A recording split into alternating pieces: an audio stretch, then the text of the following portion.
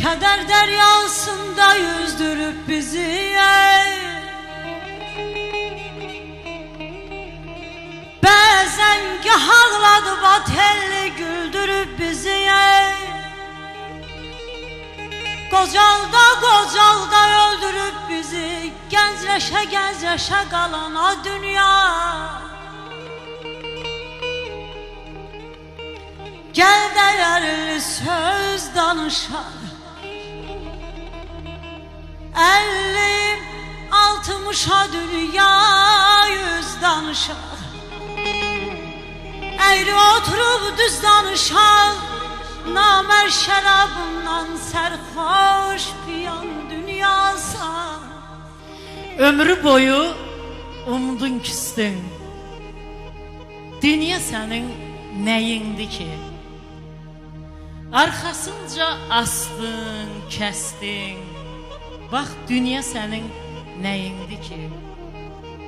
Yan oduna yanan döylü, bir derdini qanan döylü, bak atan döylü, anan döylü, dünya senin neyindi ki?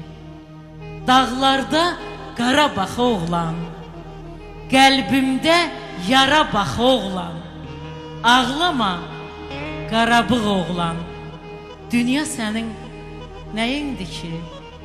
Dünya senin neyindi ki? Sağ ol. Mətləbəm deyəcəm sözün düzünü,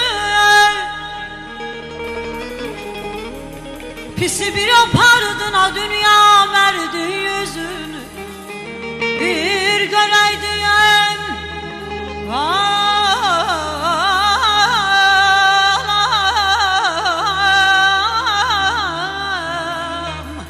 bir görəydim çıxardaydım gözünü.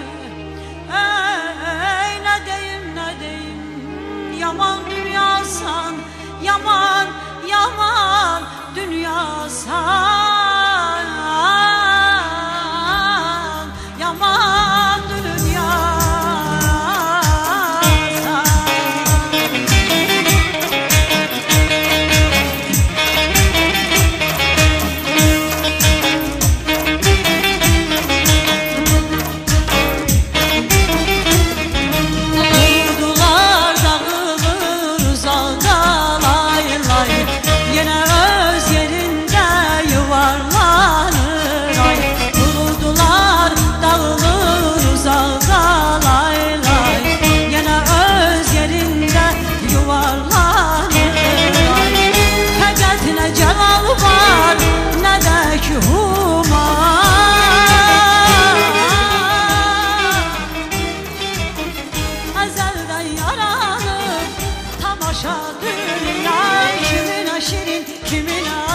Kimin acı a dünya, kimin şirin, kimin acı a dünya.